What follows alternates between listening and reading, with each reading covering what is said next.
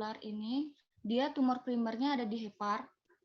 Jadi kalau untuk jenisnya itu biasa dapatkan waktu dipalpasi itu ada pembesaran hepar, ada nyeri, terus ada peningkatan kadar alfa fetoprotein.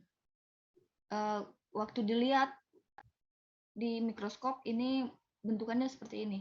Jadi sama kayak tadi, selalu dimulai dari bentukan tumor, pertumbuhan tumor itu membentuk pola yang di sini itu dia membentuk pola trabekular.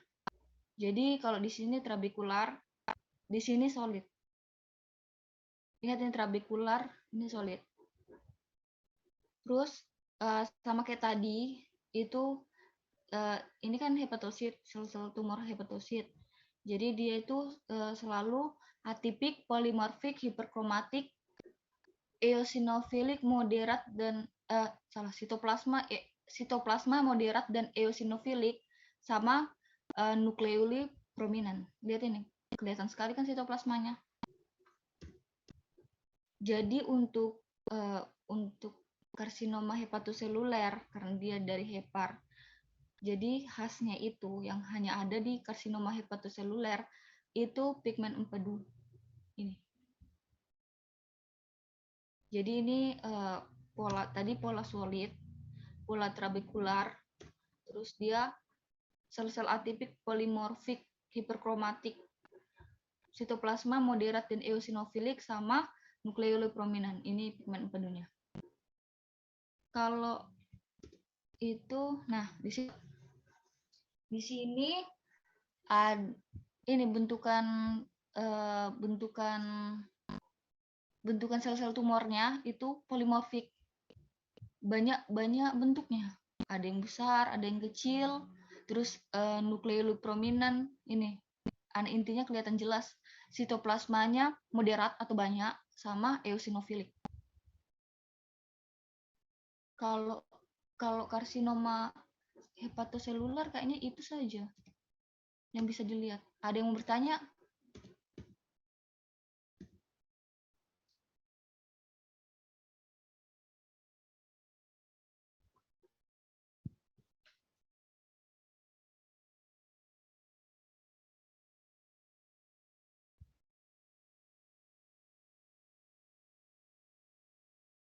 Permisi, Tidak ada? Kak. Ya. Kalau pola asinar itu yang mana, Kak? Pola asinar. Ini kayaknya, Dek. Kalau asinar, ini trabekular, tapi dia bentukannya asinar. Ini asinar. Jadi kalau kemarin dibilang dokter itu,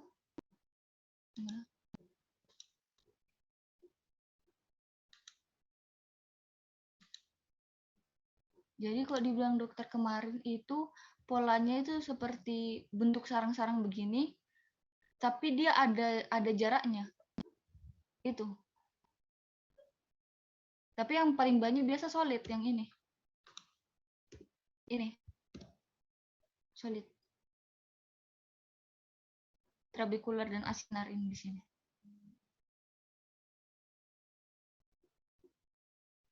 Permisi, Kak. Jadi kalau misalnya yang ditunjukkan di sebelah kanan ini dijawabnya pola trabekula dan asinar gitu. Iya, ini solid. Terima kasih. Tapi biasa jarang kemarin tuh tidak ada, kayaknya yang keluar yang pigmen empedu deh. Kalau polanya itu biasa solid sama asinar jarang disebut deh. Ada di buku praktikumnya kamu, tapi kebanyakan itu dokter sebutnya solid dan trabekular, itu paling banyak.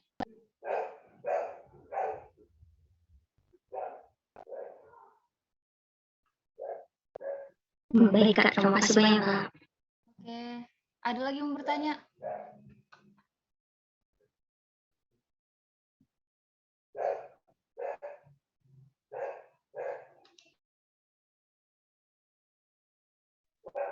Tidak ada. Permisi, Kita Kak. lanjut. Permisi, Kak. Iya. Permisi, Kak. Jadi kalau besok ditanya bilangnya sel tumor hepatosit pola trabekula atau pola solid ya, Kak? Trabekular, iya. Jadi dinya sel tumor hepatosit, pola trabekula dan pola Yang solid, membentuk Kak. pola trabekular dan solid. Kalau ini yang keluar gambarnya. Jangan lupa yang sel-sel atipik, polimorfik, hiperkromatik itu. Ada lagi yang bertanya? Permisi Kak. Ya.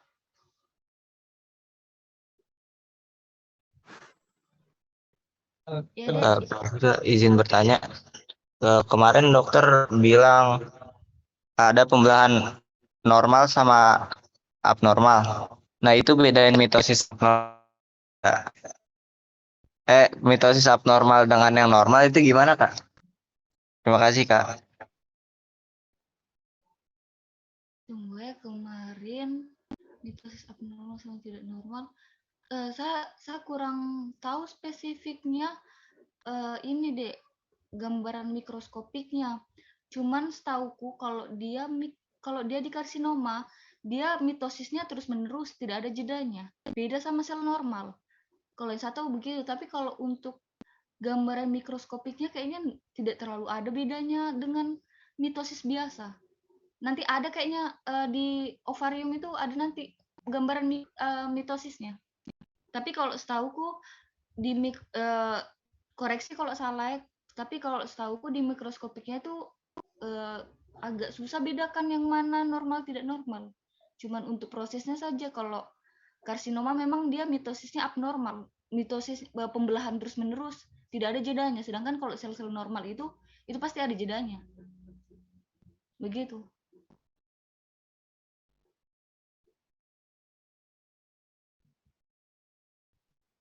Terima kasih, Kak. Oke. Sudah tidak ada lagi?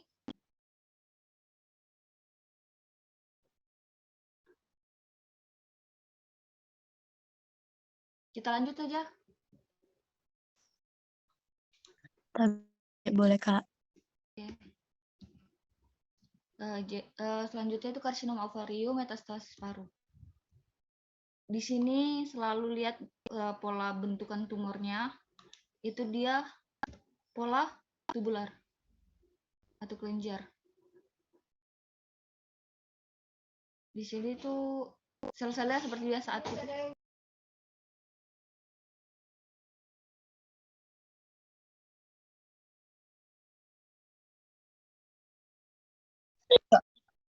Sel-sel tumornya atipik, polimorfik, hiperkromatik, nukleoli prominent sama sitoplasma yang moderat dan eosinofilik. Ini pola bentukannya di sini hanya ini tubular, di sini kelihatannya papilar. Ini sini. Tapi yang ini tubular, lihat ini. Terus ini lihat ini tubular. Di sini nih ini sel-sel radang, ini jaringan ikatnya.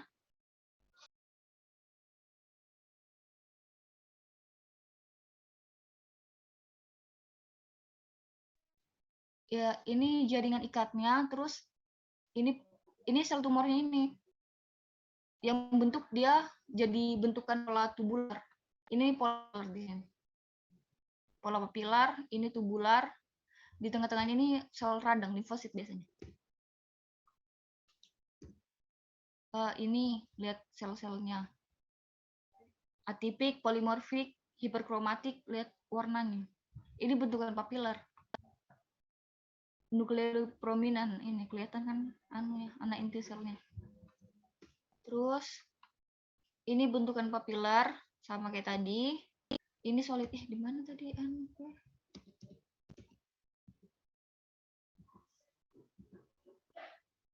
Nah, tadi siapa yang tanya mitosis?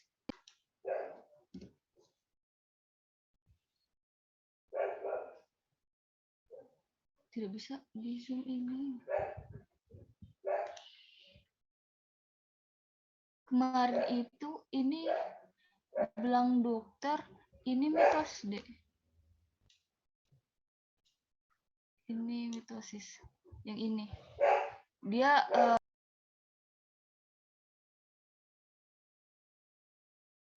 saya lupa fasenya, tapi ini yang dibilang dokter mitosis ini. Yang kayak gelap gitu, satu sel gelap semua itu mitosisnya. Nah, ini.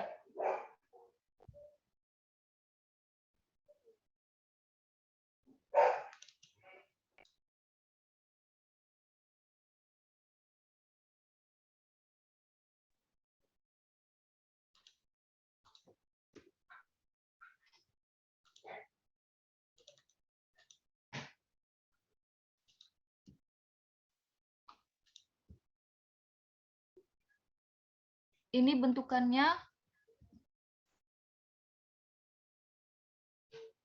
ini bentukan sel tumornya solid. Ini sel-sel tumornya.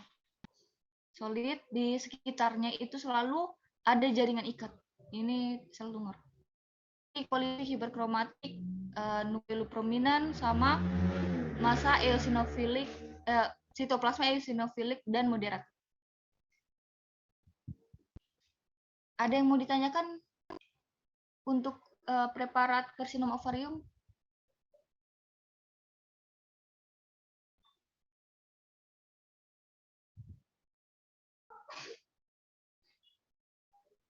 Tidak ada?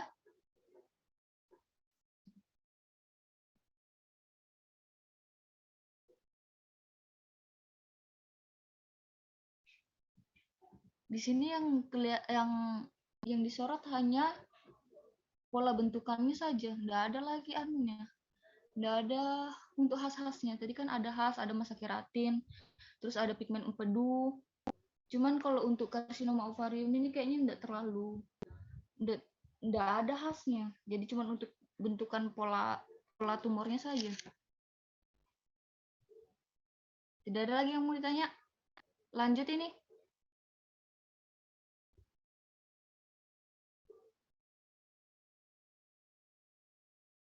Sepertinya boleh dilanjut, Kak. Oke. Selesai respi berarti ya. Kita masuk di hemangioma kapilar. Ini bentukan gambaran makroskopiknya.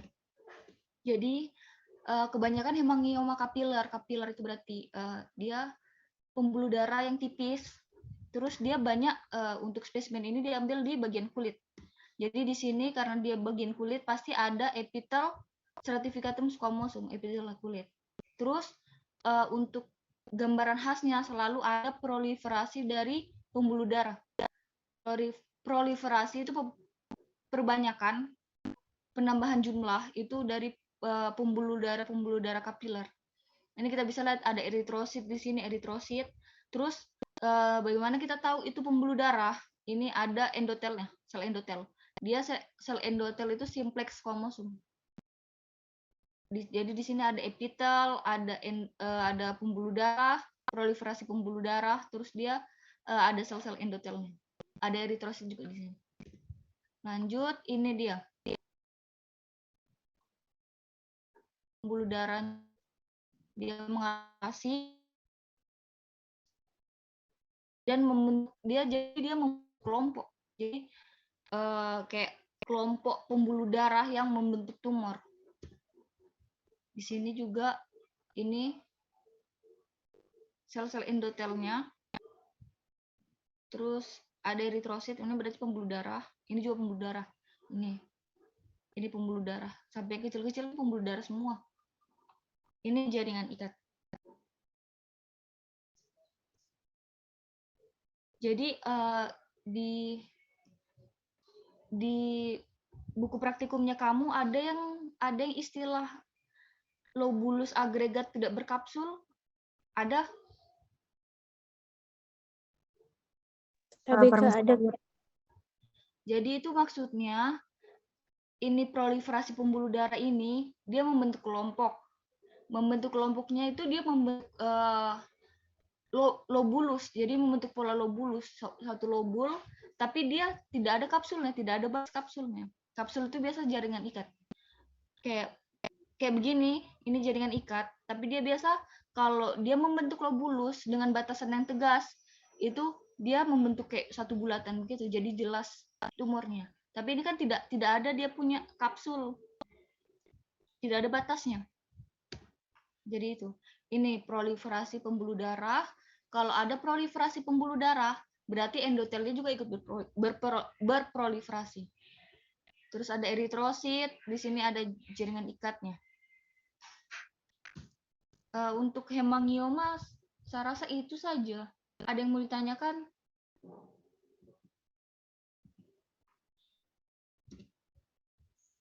Intinya proliferasi pembuluh darah, proliferasi endotel, sama dia membentuk globulus yang berkapsul. Ada yang mau ditanyakan? Tidak ada, lanjut saja. Permisi Kak, iya Kak. Oke. Selanjutnya limfangioma. Ini jadi dia sama kayak tadi, dia pembentukan tumor jinak dari pembuluh limfe. Jadi ini ada proliferasi pembuluh limfe. Lihat ini lumen ini pembuluh darah limfe. Pembuluh limfe, pembuluh limfatik. Terus ada stroma di sini. Di sini ada agregat limfosit. Ini yang namanya spasium itu rongga, spasium besar dan kecil. Terus ini agregat limfosit. Terus ini jaringan ikat. Biasanya kolagen.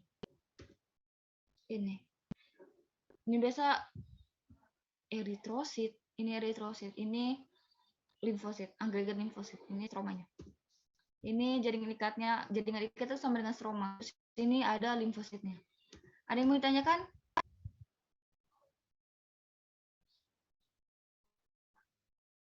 Permisi Kak. Iya. Yang kemarin itu dokter Kak, tentang perbedaan spasium limfatik besar sama kecil. Dia perbedaannya itu cuma dari ukuran atau bagaimana Kak? Dari ukuran saja, Dek. Pelapisnya itu tetap endotel. Jadi kalau yang gambar ini kayak mana yang besar, yang mana kecil Kak? Ya, ini yang besar, ini yang kecil. Ukurannya aja dilihat. Ini besar, ini kecilan. Tetap sama pelapisnya. Cuman yang beda kan ukuran saja.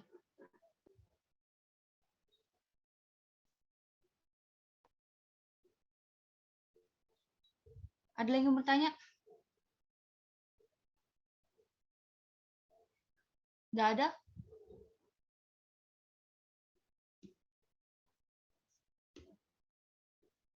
Baik Kak, mungkin belum ada Kak. Oke. Preparat terakhir trombus. Seharusnya kamu sudah dapat ini toh. Ini yang dipakai plexus hemorrhoidalis, vena, pelebaran vena, terus ada trombus, ini jaringan ikat, terus ini epitel stratificatum squamosum. Ini trombus, ini eritrosit yang mengalami pembekuan di sini. Ada faktor-faktor pembekuan di sini. Ini epitel intestinal atau epitel kelenggar. Ini stromanya. Itu saja. Ada yang ditanyakan kalau trombus ini? Permisi Kak. Iya. Jadi kalau misalnya yang ditunjuk itu pakai arah panah, yang di tengah itu kita jawabnya trombus atau seperti apa Kak? Atau harus dulu venomobilitas arah panah tapi yang ditunjuk di bagian tengahnya Kak? Trombus berarti, Dek. Tapi kalau dia trombusnya berarti jawabnya Berarti ini dilatasi vena yang berisi trombus. Terima kasih Kak. Oke. Sudah tidak ada lagi yang bertanya? Tapi Kak, Ya. untuk jawab diagnosisnya itu kita berdasarkan epitelnya Kak, kayak dia kalau epitel intestinal atau Langsung bagaimana Kak? langsung jawab trombus Hemoroid saja. Kak? Kemarin dia Oh, jawabnya hemoroid.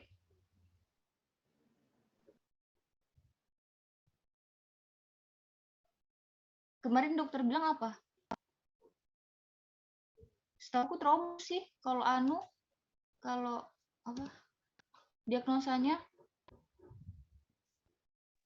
tapi Kak, karena ada beberapa kasus yang bilang diagnosisnya itu hemoroid Kak. Iya sih, karena memang spesimennya hemoroid yang dipakai. Iya sih, iya masuk akal juga sih. Cuman masalahnya di buku praktikum trombus. Berarti diagnosisnya kamu pakai hemoroid saja.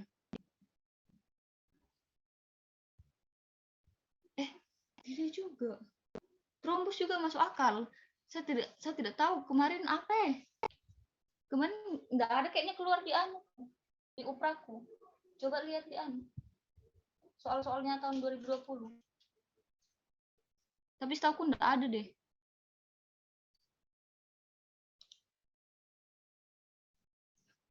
Tapi kalau dari saya sendiri, saya trombus sih, saya lebih pro ke trombus. Karena yang dibahas di sini trombus, bukan hemoroid. Yang dipakai memang spesimen hemoroid.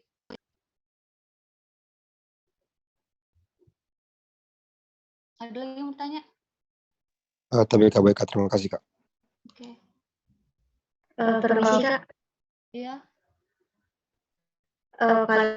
kalau di buku praktikum ini ada tertulis trombosis intraluminal, klasifikasi atau plebosklerosis. Itu kalau yang digambar yang mana yang Apa paling tadi butuh? klasifikasi sama? Dia trombosis intraluminal sering ditemukan dan kadang-kadang ada degenerasi jaringan elastis dan klasifikasi dalam kurung plebosklerosis. Kelihatan ini? Kelihatan? Jadi kalau intraluminal berarti dia trombusnya di dalam ini koreksi kalau salah ya. Luminal itu berarti di dalam pembuluh darah, lumen gitu. Terus mengalami apa tadi? Kadang ditemukan degenerasi jaringan elastis dan klasifikasi plebosklerosis. Nggak ada deh di sini. Itu hanya keterangan tambahan saja. Oh iya Kak, soalnya kemarin ada gambar preparat lain terus dia tunjuk plebosklerosisnya itu yang lebih merah lagi Kak di dalam trombusnya. Jadi saya mau pastikan itu. Preparatnya ada di sini. Gambarnya agak beda sih Kak kemarin yang dikasih lihat kalau dia tunjuk plebosklerosisnya Kak. Tapi itu sebenarnya kalau plebosklerosis dia memang nampak di mikroskopik atau cuman tambahan gitu Kak? Kalau dari saya sendiri tambahan saja itu deh. Yang biasa toh dokter itu tanya yang maksudnya yang khas aja yang kelihatan begitu. Kalau untuk tambahan-tambahan itu kayaknya enggak. Oh iya baik, terima kasih Kak. Oke. Ada lagi yang bertanya?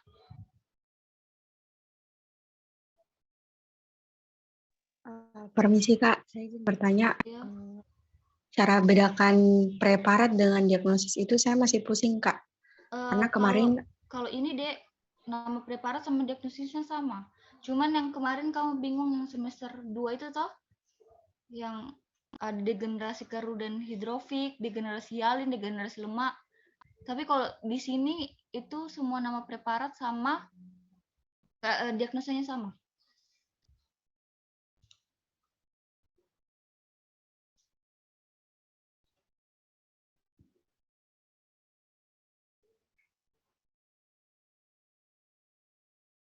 Ada lagi yang mau tanya?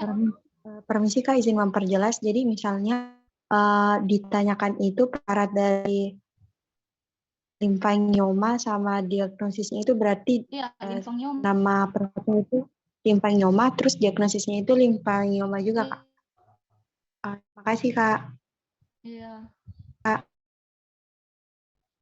Ada lagi yang mau bertanya? Permisi Kak, Iya. mengenai kayak seperti gejala-gejala klinisnya itu dipelajari juga Kak? Itu untuk uprak dia membantu jawab soal. Jadi dikasih dulu informasi klinis, terus dikasih gambar, terus ditanya mungkin struktur sama diagnosa itu saja. Tapi kalau mau dihafal-hafal tidak usah, itu hanya membantu kamu menjawab soal saja. Permisi Kak, baik Kak. Oke. Ada lagi yang mau bertanya?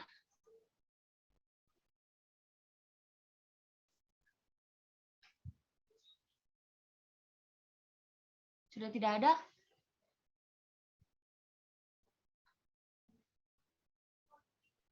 Kita tutup saja. Udah baik Kak, boleh Kak. Oke. Baik, Kak. Terima kasih banyak, Kak. Terima kasih banyak, Kak. Makasih banyak, Kak.